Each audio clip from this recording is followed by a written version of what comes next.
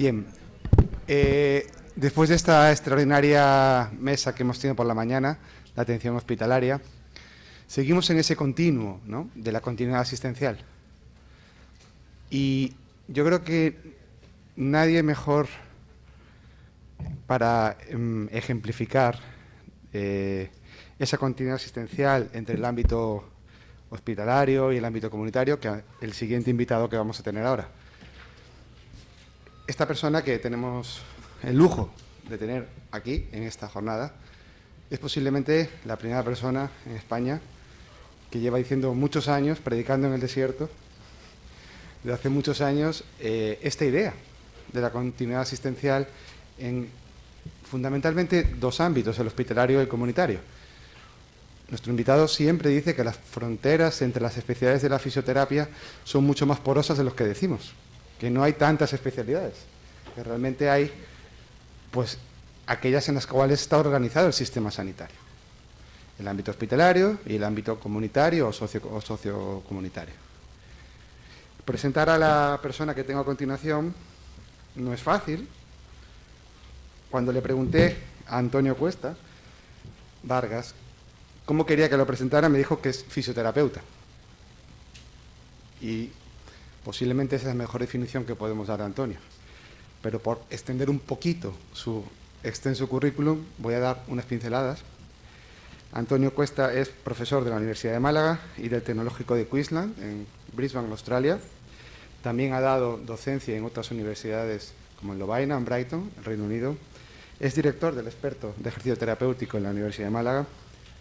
Tiene una experiencia amplia y dilatada en implementar programas de fisioterapia comunitaria alcanzando a más de 75.000 pacientes, tanto en el ámbito musculoesquelético como en cardiología, inciso, interna. A nivel de gestión dirige la cátedra y el grupo de investigación de clinimetría de IBIMA, habiéndose ocupado de puestos de dirección en corporaciones locales y en la región. Ha publicado más de 200 JCRs, validando escalas, índices e intervenciones multimodales de fisioterapia, dirigiendo 26 tesis doctorales y participado en la captación de fondos de más de 10 millones de euros para instituciones públicas. Ha participado en más de 30 proyectos de transferencia con empresas nacionales e internacionales, haciendo llegar los resultados de investigación a la sociedad. Y también colabora, y tenemos el lujo de contar con él, en la Sociedad Galega de Fisioterapeutas, en algunas de las comisiones y grupos de trabajo que tenemos con la Xunta de Galicia. Es para mí un honor y un placer, pues, poder invitar a Antonio Cuesta, que lo tengamos aquí. Simplemente para no extender un poco más mis palabras y que hable él, decir que me siento afortunado a nivel personal, porque es una persona que considero amigo, y para mí es, en una palabra, es una fuente de inspiración. Espero que resulte tan inspirador para vosotros como lo ha resultado para mí y para muchos de los fisioterapeutas que ha formado a lo largo de los últimos años. Muchas gracias, Antonio.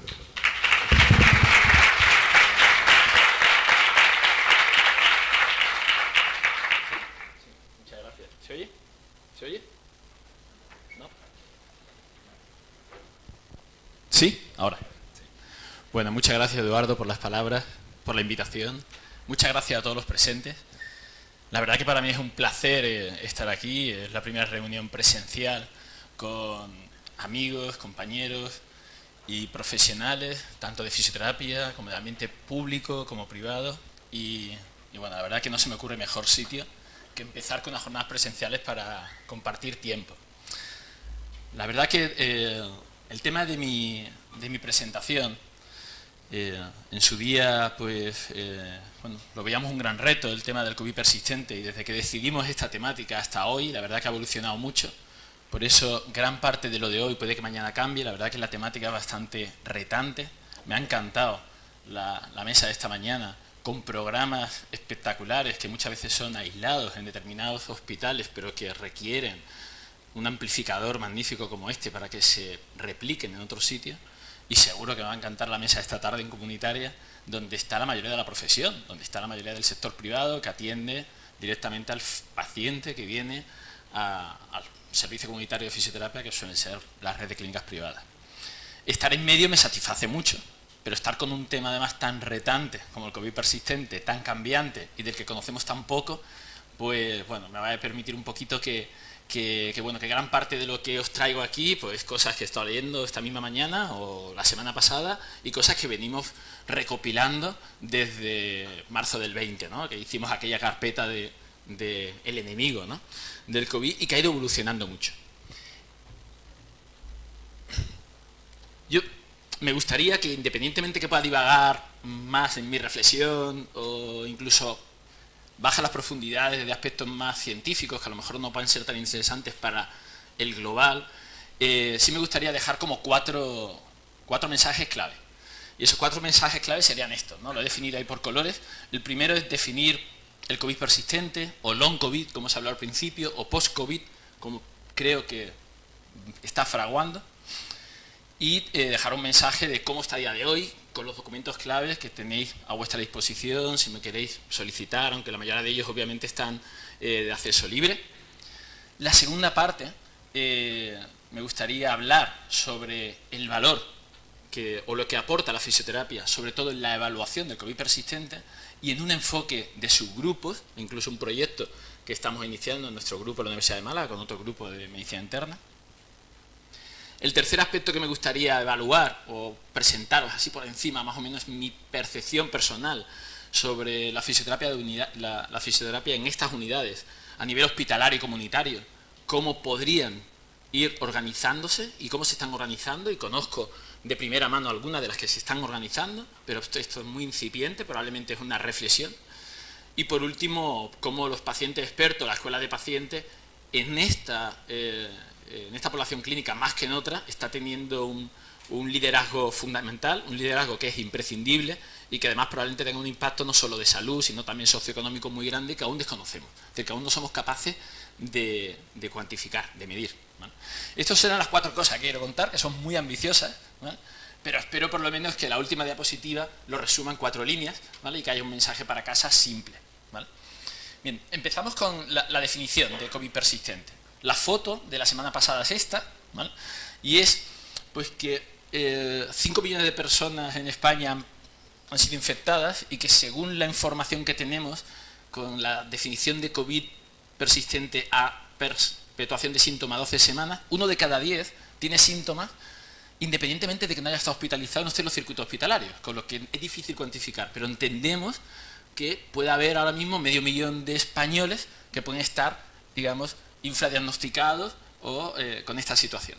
Y hay 3 teorías, ¿no? Las 3 teorías que el Ministerio acaba de publicar. No me atrevo a contar muchas más cosas, ¿vale? Pero las teorías por ahora, pues la presencia del virus activo en un reservorio del epitelio, la hiperrespuesta inmune, la famosa tormenta de citoquinas, o el daño por autoinmunidad. La verdad que estas son teorías, hay muchos estudios que se acaban de financiar, pero probablemente uno de los aspectos, digamos, más relevantes es que no había que no hay una buena recogida de síntomas y de historias clínicas electrónicas para poder empezar a analizar este nuevo síndrome, ¿vale? Sabéis que los síndromes se estudian en epidemiología por medio de agrupación de síntomas, ¿vale? Y se identifica cuando normalmente responden a tratamiento. Entonces esto lo sabemos por otros síndromes históricos, los fisios trabajamos con muchos síndromes de crónicos y el problema principal es que teníamos muy poquitas historias clínicas electrónicas que pudieran de alguna forma hacer un buen registro, ¿no? Este es uno de los pocos estudios que, digamos, dibuja cuáles son los síntomas principales, ¿vale? En este cuadro clínico que empieza a presentar un patrón, ¿vale? Se empieza a repetir en determinados pacientes a lo largo de los distintos países y se empieza a hablar del COVID persistente. Y por medio, sobre todo, de Big Data y estratificación de datos, empezamos a saber en aquellos sitios donde hay historia clínica electrónica bien diseñada, básicamente ha sido sobre todo en el Reino Unido, empezamos a saber por dónde, con datos reales, por dónde van los síntomas.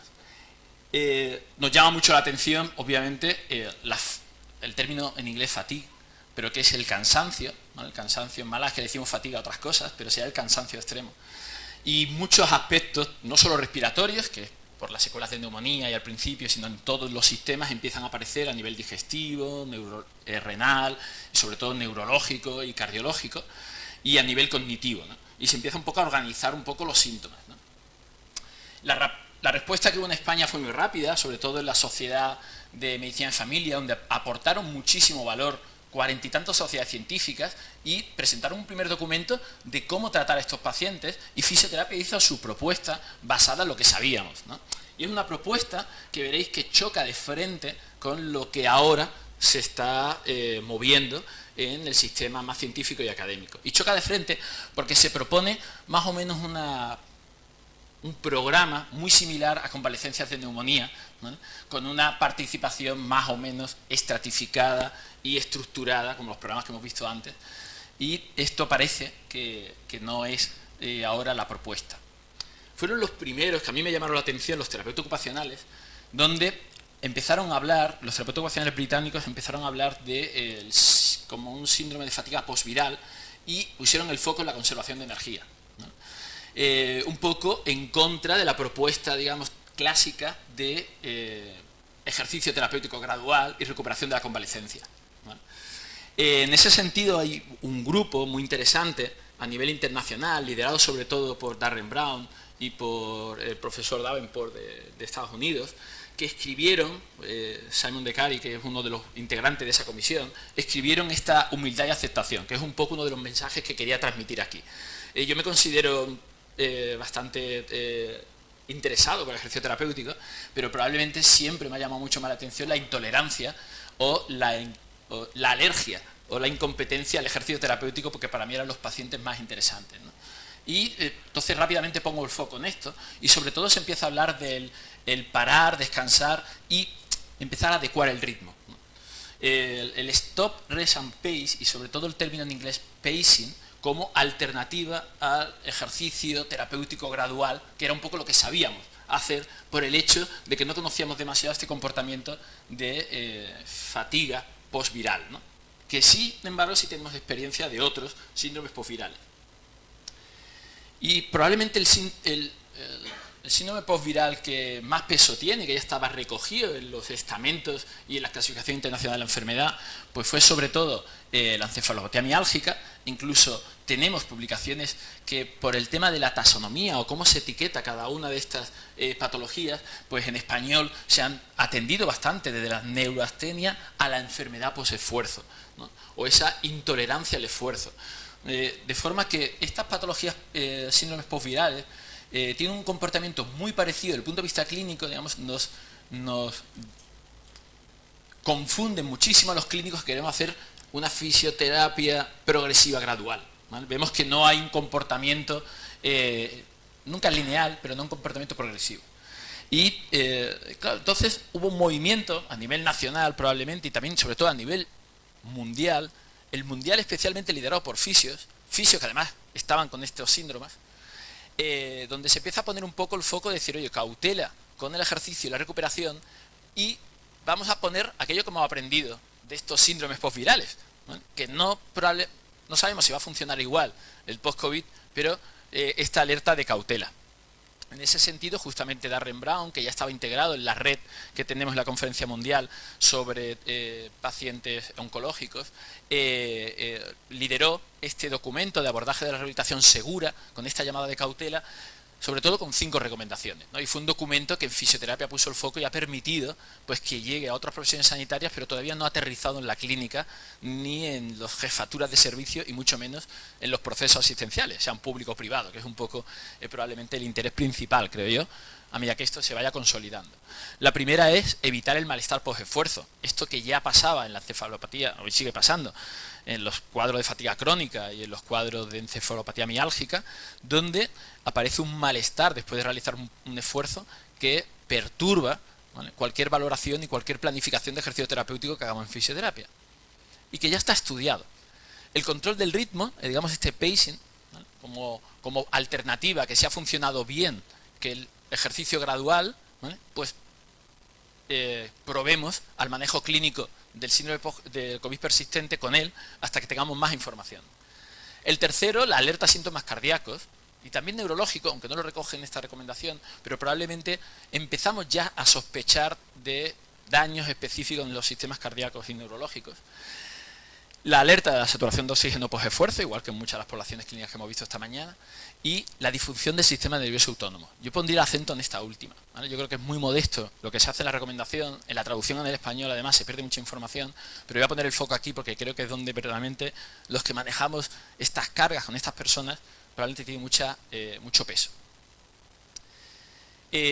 Mantenemos dentro de nuestro grupo un contacto directo con la Asociación Andaluza de Pacientes Post-COVID, que ya se han constituido como asociación de pacientes y están invitados a las mesas, incluso han conseguido algo que no hemos conseguido nosotros con otras poblaciones clínicas, que es que en la historia clínica electrónica se recojan parámetros funcionales para poder correlacionarlos con el resto de parámetros que ya están filiados. Y esto es muy interesante justamente porque nos puede ayudar a que no nos pase como nos está pasando ahora mismo, que estamos tirando de datos del Sistema Británico de Salud, que lo tiene bastante mejor recogido.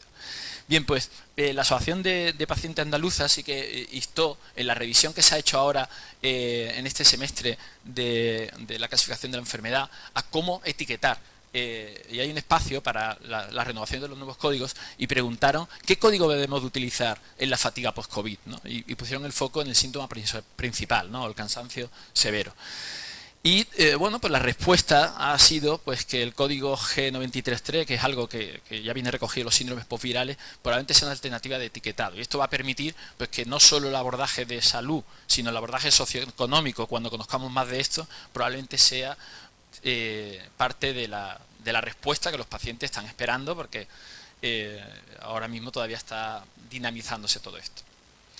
Ha sido muy reciente y ha sido en octubre, el 6 de octubre, es decir, hace días, cuando la Organización Mundial de la Salud ya ha reconocido, ¿vale?, en un panel de expertos, digamos, el intentar definir este caso, ¿no? El panel de expertos, como sabéis, una metodología cualitativa donde se invita y se estructura una serie de preguntas y se extrae una información, pero ya recoge ahora mismo información que es, bueno, pues que, digamos, perduran los síntomas 3 meses, ¿vale?, al menos después de los 2 meses que los síntomas no se pueden explicar solo con el COVID, ¿no? Y sobre todo incluye el cansancio extremo, el acortamiento de la respiración y la disfunción cognitiva. Hay muchos más, recordad en la infografía de antes que aparecen ahora mismo casi 1000 síntomas filiados, ¿vale?, pero siempre el top 10, ¿vale?, son similares y el top 3 suelen ser estos por ahora, con los casos que hemos podido hacer seguimiento. Estos síntomas pues pueden establecerse desde el principio o pueden aparecer de forma diferida, e incluso ya sabemos que no están relacionados con la severidad del desarrollo de la enfermedad, ¿vale?, con lo que pueda aparecer un COVID persistente sin haber tenido la enfermedad de forma severa. Y esto implica que no estuvieran en los circuitos hospitalarios y que muchos de estos pacientes están ahora mismo infradiagnosticados probablemente. Bien, también esta semana salió un documento muy interesante, ¿vale?, de este mismo grupo, ¿vale?, que yo creo que nos deja muy bien lo que yo quería traer aquí para llamar un poco la atención, ¿no? Esto es una carta de mismo Simon, que escribe una editorial en la revista de los médicos fisiatras americanos, los rehabilitadores americanos. Los rehabilitadores americanos sacaron una guía de consenso para el manejo del síndrome o el COVID persistente. Y ellos mismos en esa guía, ¿vale?, propusieron pues la terapia de ejercicio gradual, igual que hicieron los médicos de familia en España, con además la regla del 10%, digamos, pues subimos un 10% cada tal y un lineal, ¿no? Y como contestación a esa guía, pues el grupo, digamos, de post-COVID insistió en que la actividad física y no solo el ejercicio, y ahora veremos un poco por qué, entra en conflicto con esta terapia de ejercicio, y llamó al título, bueno, pues esto de la traducción literal sería de poner la carreta delante de los bueyes, ¿no?, aunque ellos lo utilizan con el carro y los caballos, ¿no?, en el sentido de poner sobre todo el pacing, ¿vale?, como prioritario al ejercicio, digamos, no solo el pacing sino también la farmacología, pero anteponer, digamos, el pacing, el control del ritmo y la intervención farmacológica antes de la terapia gradual, ¿no? Y esto nosotros, que somos profesionales de ejercicio, que queremos ayudar y queremos hacer ejercicio, que no ha ido muy bien la terapia progresiva, pues nos cuesta mucho porque queremos ayudar y aparte no tenemos un diagnóstico de quién es COVID persistente y quién simplemente una recuperación de COVID. Es decir, ahora mismo vamos a ciegas, ¿vale?, porque no tenemos un gol estándar diagnóstico que lo diferencie, sino que el diagnóstico diferencial es basado en los síntomas que los síntomas son diferentes en función de cada paciente, y el establecimiento de la exacerbación cruza con brotes, con lo que tampoco sabemos en qué momento hacerlo. De ahí la importancia de plantear el pacing y el diagnóstico, ¿no? Bien, esta es la situación más o menos a día de hoy. La verdad es que está saliendo mucha información. He traído cosas de esta semana y probablemente la semana que viene cambie, por lo que he querido poner la fecha en todo. Pero, ¿qué podemos hacer ya? Digamos, la fisioterapia tiene mucho que decir en casi toda la patología que tiene intolerancia al esfuerzo. Tenemos mucho que aportar al grupo, ¿no? Y sobre todo al paciente.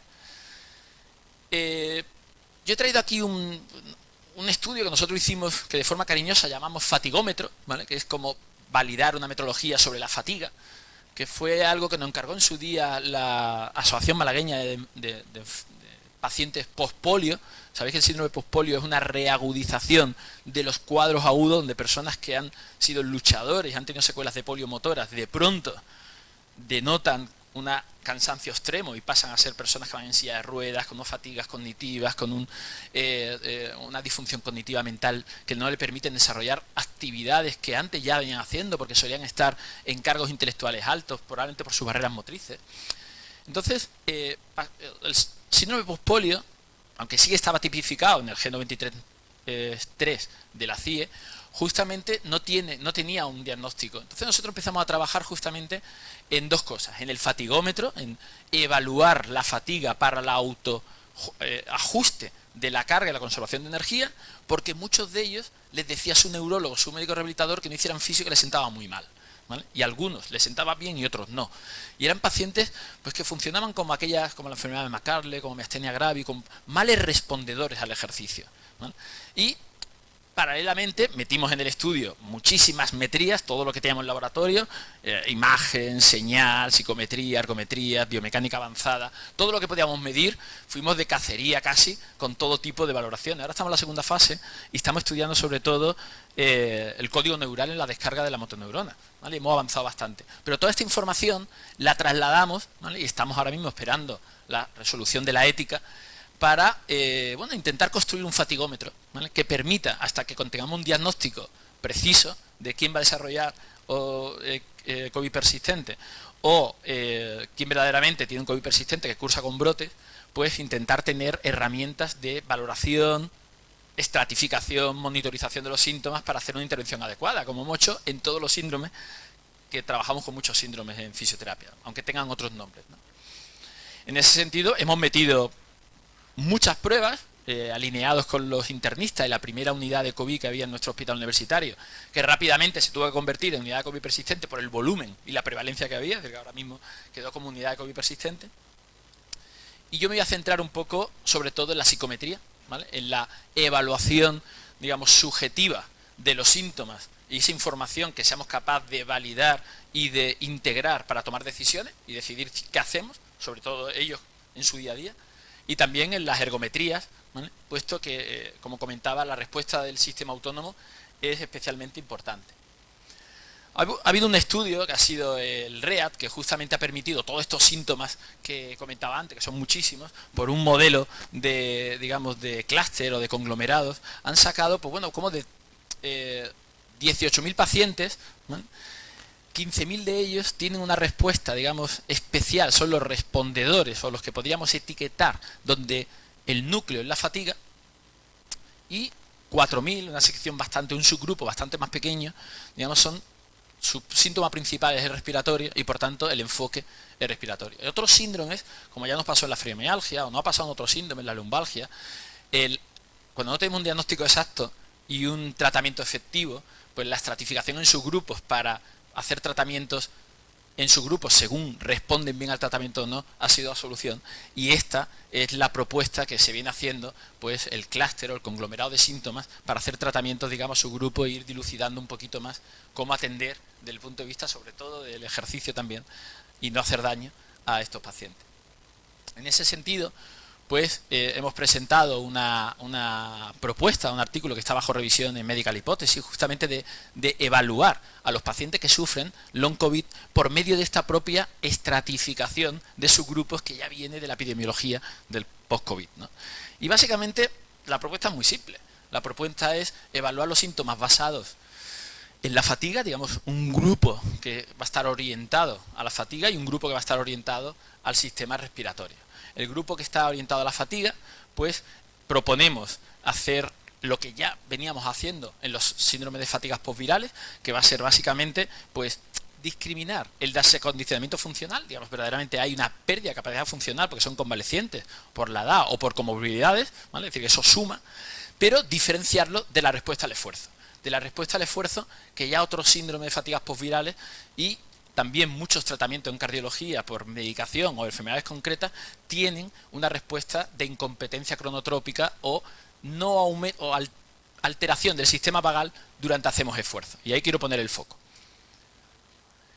En los que tienen un patrón respiratorio, pues probablemente el peso y el enfoque y la prioridad, pues aparte de estratificar la severidad y detectar el tipo de patrón, pues ajustarlo a su zona y a sus zonas de patrones ventilatorios es donde va un poco la orientación de la propuesta.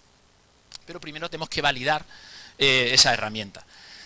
De las herramientas psicométricas no os voy a hablar, pues son cuestionarios con 50 y tantos preguntas traídos de la encefalopatía miálgica que queremos adaptar. Tenemos versiones cortas que evalúan sobre todo la frecuencia y la severidad, no solo el malestar, cómo de mal me ha sentado el ejercicio durante y después. Comentaros que el comportamiento, o bueno, no solo en pacientes postpolio, sino en pacientes, personas que sufren sensibilización central con puntuaciones muy altas, por encima de 40 puntos en el inventario de sensibilización central, tienen, en mi experiencia clínica, un comportamiento muy parecido a este tipo de pacientes, con lo que probablemente haya un solapamiento de síntomas de personas o de afrontamiento y manejo, ¿no? Por eso nosotros hemos incluido como control el inventario de sensibilización central en la validación de este tipo de medidas. Explico un poco, para lo que no la hayáis olvidado, o en qué consiste la intolerancia cronotrópica.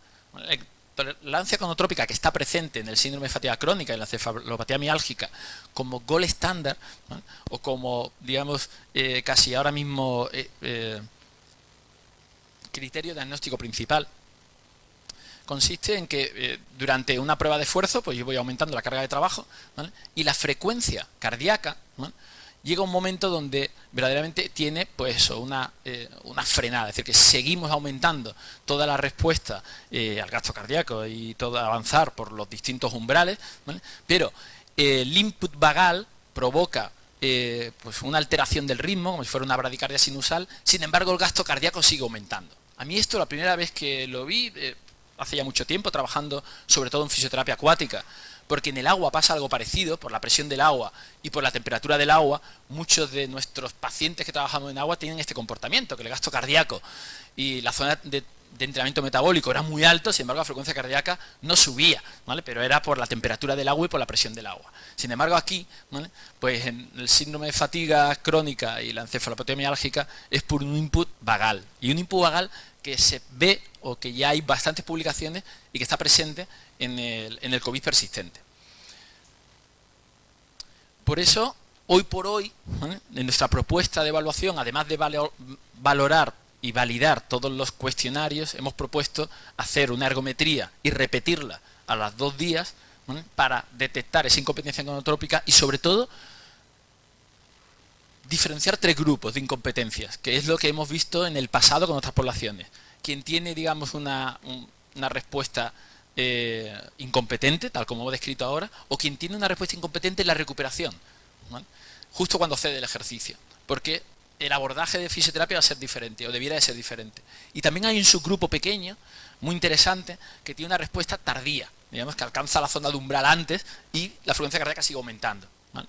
Entonces intentaremos dilucidar un poco eso si nos dan el informe favorable y podemos empezar con esto. Bien, la tercera parte de la presentación, orientada un poco a las intervenciones, ¿qué estamos haciendo? ¿Qué podemos hacer en estas unidades, ya sean hospitalaria o comunitaria? Primero, poner el acento en el que puede que haya pacientes que no estén en los circuitos hospitalarios y estén no diagnosticados, pero estén enmascarados en fatigas crónicas, depresiones, y probablemente el 3D, la depresión, el dolor de espalda con diabetes, ¿no? Que suelen crear un overlap de polimórbidos, es fácil que estén enmascarados en estos grupos, ¿no? Sumado con la convalecencia y con el daño no medible de la pandemia. Bien, pues la primera propuesta que os traigo, ¿vale? Y es sobre todo, y quería representar con este dibujo, la entrevista en profundidad, ¿vale? Los fisioterapeutas tenemos algo muy bueno, y es que pasamos mucho tiempo con los pacientes, lo ha dicho antes la compañera en la mesa. Y pasamos mucho tiempo que durante la sesión de masaje, durante la sesión de movilizaciones pasivas o durante el trabajo, digamos, específico con ellos, pasamos bastante tiempo y estamos haciendo una entrevista en profundidad constantemente. Y eso nos permite hacer un poco la recomendación, que es una de las pocas cosas que está todo el mundo de acuerdo, ¿vale? Y por eso quiero hablar lo primero, que es poner el foco, ¿vale? Poner el acento, ¿vale?, en el trigger o en el disparador, primero motivacional para hacer adherente a un trabajo a largo plazo, y segundo, el no disparador de los síntomas. Digamos, identificar qué te dispara esa fatiga, ¿vale? Identificar qué te dispara esa alteración cognitiva, identificar qué motivación tienes especial para cumplir un programa tan complejo, ¿vale? Y esto lo hacemos a través de la entrevista semiestructurada y motivacional para identificar sobre todo el trigger motivacional por un lado para cumplir el programa y los triggers sintomáticos por otro. Esto es lo único por ahora que hay de acuerdo. Y como no podemos hacer ese programa de ejercicio porque no lo toleran, ¿vale?, y el día tiene 24 horas, ¿vale?, la propuesta que hiciera Stamatakis, que es un investigador de ciencia del deporte australiano, que hizo una propuesta en una editorial de la British Journal for Medicine sobre el New HIIT, ¿no?, el nuevo trabajo de alta intensidad por intervalos, integrándolo en el día de las 24 horas, ¿no? Digamos, oye, los METs que hagas corriendo detrás del autobús, subiendo la escalera o simplemente yendo al baño, dependiendo de tu capacidad, probablemente tenga un peso, ¿vale?, muy alto, y es justo pues lo que hablaba el compañero en la UCI, ¿no? Es decir, es justo probablemente el 100% de su capacidad. Es decir, que tendríamos que saber cuántos METs al final del día consume todo esto, ¿no? Y claro, esto es lo que nos ha hecho saber con pacientes que tienen muy poca capacidad, además intolerancia al ejercicio, pues claro, no es lo mismo personas que tienen muchísima actividad en el día con otros que tienen muy poco, no le podemos planificar un programa de ejercicio sin tener en cuenta el consumo cuando tienen capacidades tan limitadas, ¿no? Entonces la forma de trabajar, sobre todo a nivel hospitalario, a nivel, digamos, no presencial, está siendo identificar los triggers para integrarlo en un cuaderno de actividad de vida diaria que permita identificar los METs. Con respecto a que la frecuencia cardíaca tal vez en estos pacientes, con lo que sabemos hoy por hoy, no es el mejor indicador y podemos educar a los pacientes en BOR, pero no son como niños chicos, no saben lo que es un esfuerzo relativo, no lo podemos educar, no han tenido nunca esa experiencia, ¿vale? Y por identificar pues bueno, pues los distintos umbrales, el segundo umbral o el primer umbral de transición aeróbica anaeróbica, que nos interesa que trabajen o no trabajen y que todos conocéis, probablemente otros outputs, digamos, otras medidas de control son las imprescindibles, ¿no?, hasta que no sepamos mucho más sobre esta afectación del sistema autónomo. Probablemente el output metabólico de METs, digamos, tener nuestra tabla de equivalente de METs y sumarle METs al final del día sea lo más sencillito. De hecho, nosotros tenemos un proyecto europeo de gamificación con un juego que se llama iGame, y básicamente nosotros vamos sumando METs a lo largo del día con los pacientes para cambiar el estilo de vida, ¿no? Y probablemente esto sea lo más sencillo, porque hacer lactatos metabólicos puntuales para enseñarle a él lo que sería una actividad de 2 milimoles de lactato en sangre, una actividad que está en el primer umbral, y no tener la frecuencia cardíaca, probablemente en algunos casos, o con familiares lo hemos hecho, pero implantarlo sería complejo. El output mecánico, ¿vale?, que es muy interesante, contar pasos, ya todo el mundo tiene pulseritas de actividad que cuentan los pasos, sabemos que alrededor de 7.800 parece que está como el equilibrio óptimo de esos 10.000 que se recomiendan, ¿vale? Y también metros, ¿no? Es decir, a partir de los metros que se hacen en el 6 minutos marcha, casi que estratificamos los que hacen más de 300, menos de 300, igual que todo lo que hemos aprendido en paciente oncológico, en cardio, en respi. Por supuesto, la escala de esfuerzo subjetiva, pero esto requiere entrenamiento, requieren como varias sesiones para volver a, digamos, sincronizar lo que para él sería un 5 sobre 10 o un 7 sobre 10, que va a ser la zona donde nos vamos a mover, porque su 10 ha cambiado mucho. Y el output digital, lo he dejado aquí para lo último, y aunque he puesto una marca publicitaria ahí, pero bueno, los índices de actividad física que hoy a partir de los dispositivos digitales nos da un feedback son magníficos. Es decir, Xiaomi sacó su Pi, o hay otros muchos que han sacado sus índices, que son al final medidas simples que recogen mucha información, ¿vale?, y que además a partir del Big Data está bastante bien documentada, ¿vale? De que tenemos ya herramientas que nos explica un poco de tu actividad, la puedes programar, ¿no? Incluso puede ser un buen feedback para tenerlos motivados, ¿no? Bien, pues tanto a nivel hospitalario como a nivel comunitario, probablemente más allá de tener cautela con la frecuencia cardíaca, estos son opciones de planificar, digamos, minutos, día o mes días de ese indicador subjetivo. Es un poco lo que estamos intentando en el pacing. Aquí os traía algunas de las calculadoras que tenemos en las páginas web de experiencias previas que hemos tenido, donde para evitar hacer una prueba de esfuerzo a estos pacientes, ¿no?, más allá de la investigación, pues probablemente reducir frecuencias cardíacas para saber que tal vez tenemos que restarle 15 pulsaciones para lo que sería un umbral propio de su edad, ya lo hemos experimentado en otros pacientes, como decía antes. Aquí traigo un ejemplo de mujeres con lumbalgia, donde para trabajar en el agua, ¿vale?, pues no podíamos hacer los cálculos de la frecuencia cardíaca de entrenamiento porque no era válido y tenemos que restar siempre unos 16 pulsaciones por minuto, ¿no? Este tipo de ecuaciones permiten de alguna forma ajustar, cuando tienes ya la información de una prueba, pues ajustar las intensidades. Con lo que en la intervención va a ser clave enseñar y respetar los límites fisiológicos, es decir, explicarle con un gráfico la respuesta cronotrópica de que no tenga más pulso o que probablemente que el pulso no le suba no significa que no alcance esfuerzos mayores. Esto tiene su cosa buena porque lo podemos entrenar, pero tiene su cosa mala, que es que no nos sirve de indicador. Esto es muy importante, además hacerlo de forma individual, ¿vale?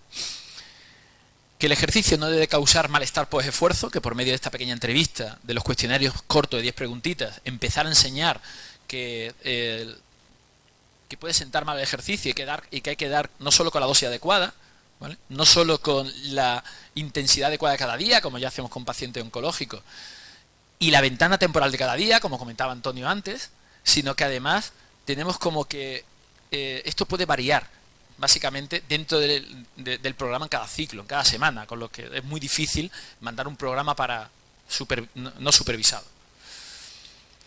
Que el fisioterapeuta debe conocer el top 3 de los síntomas del esfuerzo de esa persona y en ese momento, especialmente en el brote, y que el programa de ejercicio terapéutico gradual que estamos acostumbrados a hacer debe estar integrado a la actividad de vida diaria en el caso de que lo admite, porque probablemente entre los brotes admite ese escalonamiento gradual.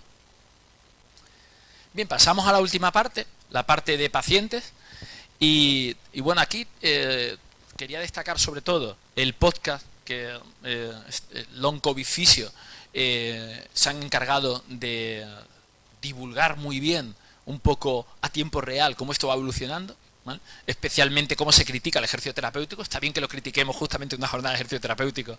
Los especialistas en ejercicio terapéutico somos los fisios a nivel clínico y creo que es interesante, os recomiendo que lo escuchéis, ¿vale? Y bueno, pues se viene de alguna forma en general proponiendo esta implementación del pacing, del parar, descansar y controlar tu ritmo. Pero claro, esto requiere mucha enseñanza, mucho aprendizaje, tanto por el fisioterapeuta como por el paciente, como por la adecuación individual en cada ventana temporal del brote o entre brotes de aquellos que cursan por brotes. En este sentido ya tenemos también experiencia en otros síndromes complejos que han petado los sistemas, los centros de salud y las clínicas privadas, ¿vale? Y que esto probablemente va a pasar igual, es decir, aunque tengamos vacunas, probablemente va a haber un reservorio de personas que van a seguir con COVID persistente tal como sabemos, y esto va a ser como síndrome de la lumbalgia mecánica inespecífica, como síndrome de fibromialgia y como muchos otros síndromes que llenan nuestras consultas de fisioterapia y que vienen a que le tratemos un síntoma muscular y sabemos que hay mucho más de abajo, ¿no?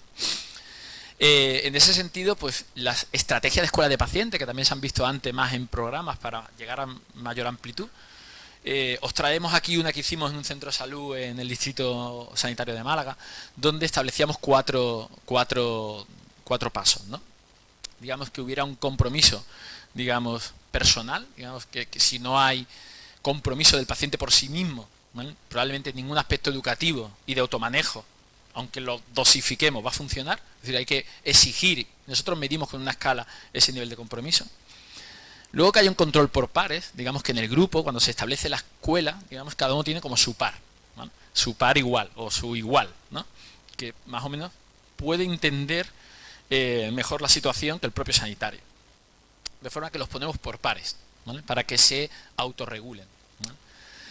Normalmente de cada grupo, y quiere representar esto, el azul, de cada grupo de 10, suele haber un líder, por la propia teoría social, suele haber un líder que va acogiendo un rol diferente, ¿vale? Y un rol de cuidador, pero desde la experiencia, ¿vale?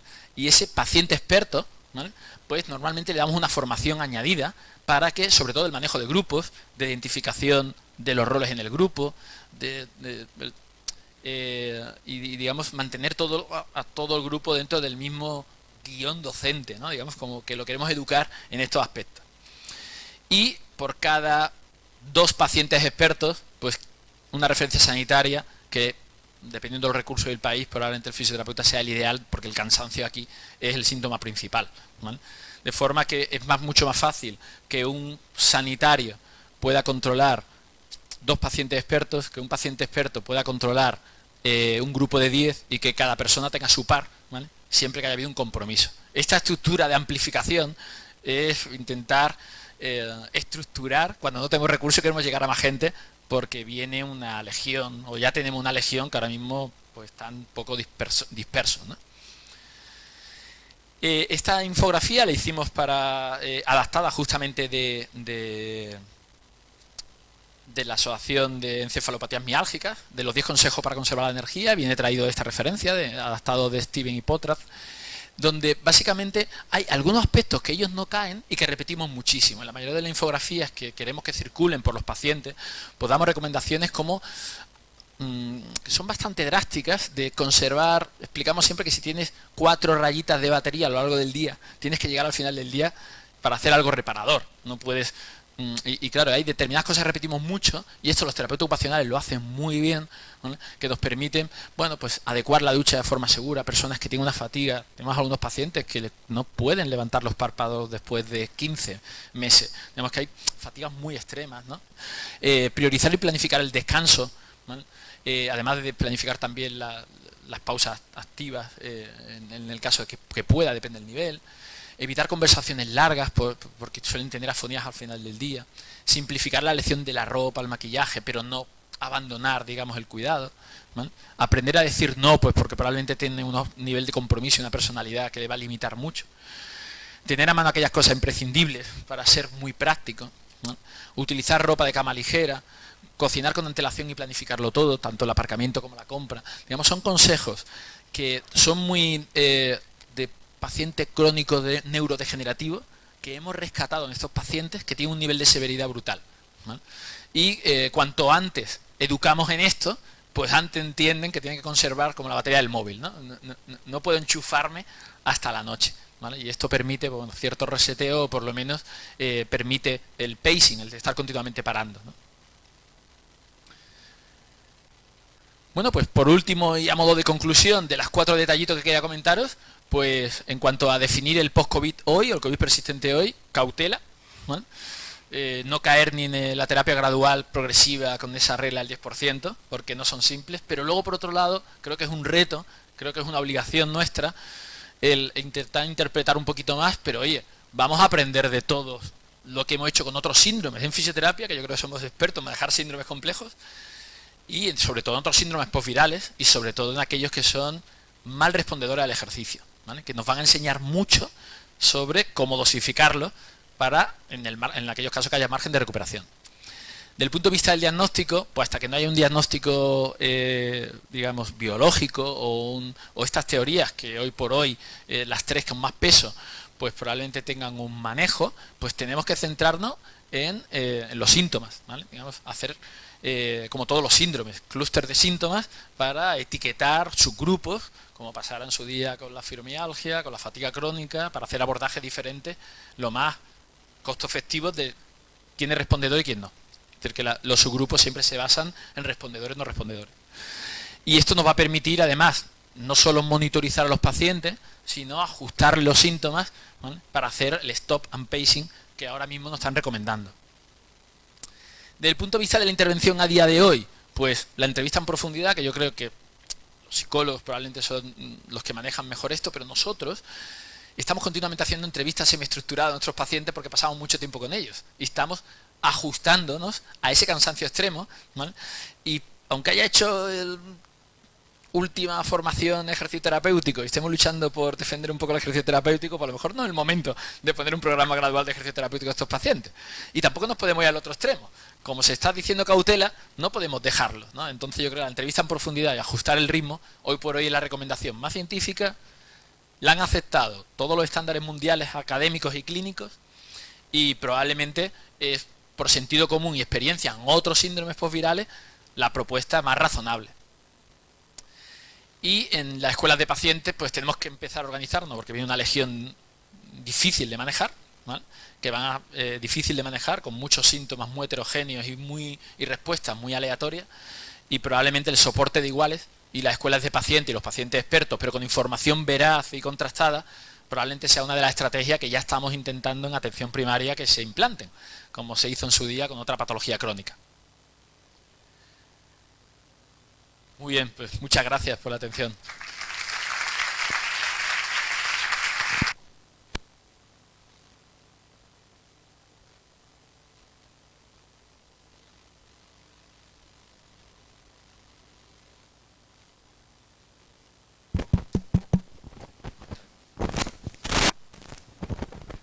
Muchas gracias, Antonio, por esta, bueno, creo que una intervención magnífica y sobresaliente, y por traernos actualizado en minuto y resultado, ¿no?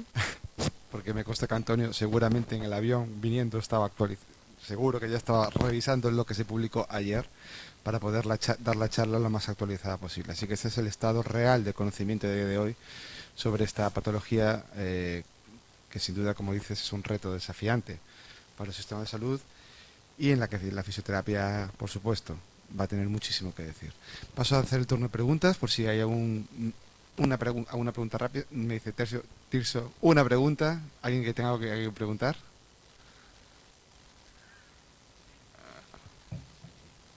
¿No hay? Ahí hay una pregunta. Sí, señora.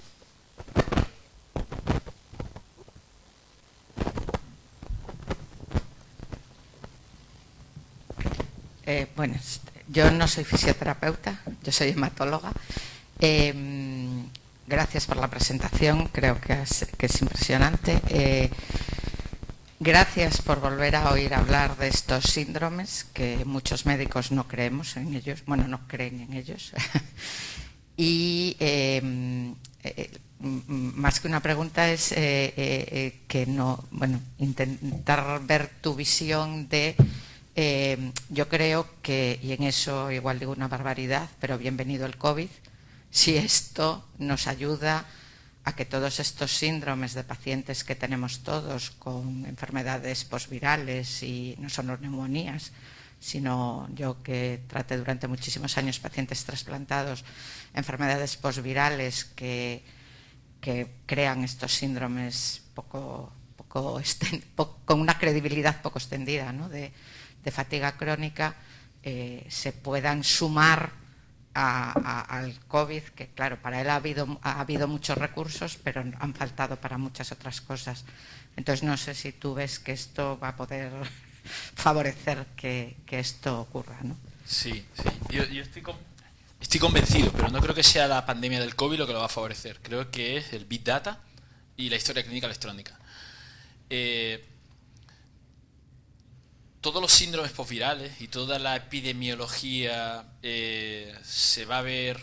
Ahora mismo todavía no estamos preparados, pero algunos países sí tienen ya muy bien, y yo creo que el SERGA es de los que vamos más avanzado en ese sentido en España.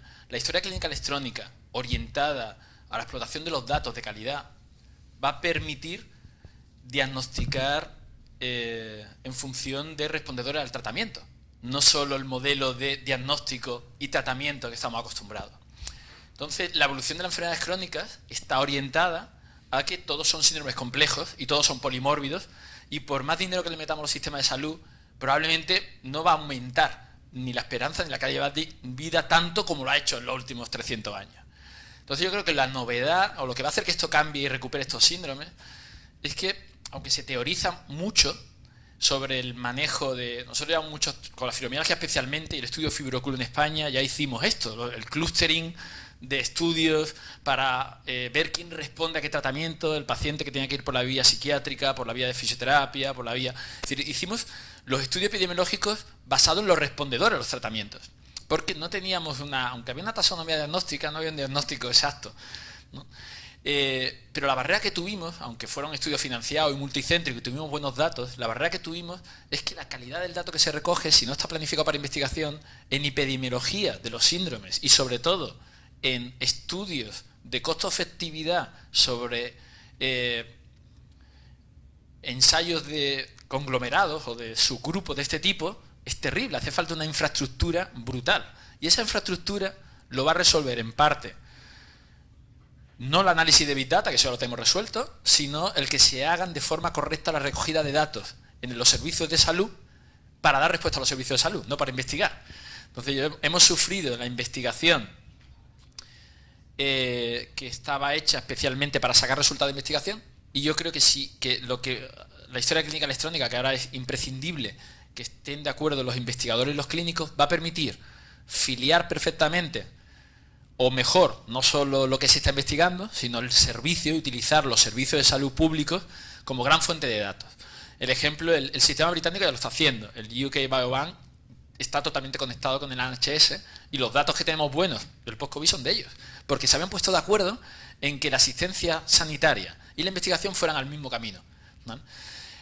Yo creo que ahí es donde va a estar la clave. Digamos que cuando en origen se sienten los gestores con los investigadores para hacer historias clínicas electrónicas, no solo para una subcontratación de la historia clínica y de quién es el programa del Servicio Gallego de Salud, sino que esté orientado justamente a identificar nuevas enfermedades que son, vamos a llamarlas sociales o polimórbidas o complejas, y busquemos el mejor tratamiento, porque ahora mismo estamos todavía bajo el modelo de ensayos clínicos aleatorios, 2 brazos para demostrar que un tratamiento es mejor que otro, y eso en estos síndromes no encaja, porque hacen falta 4 o 6 brazos, 10 centros. Entonces yo estoy convencido que la metodología ya la tenemos, es decir, nosotros en Málaga podemos hacer esta metodología, pero los datos, estamos comprando base de datos en el Reino Unido o en Australia, los datos no están, y en España no van a estar en breve, ¿vale? Tardarán en estar, pero estoy seguro que la solución va a ser esa, porque ya no hay tanta, bueno, sí hay, a lo mejor las superbacterias en el futuro nos permiten tener un tratamiento,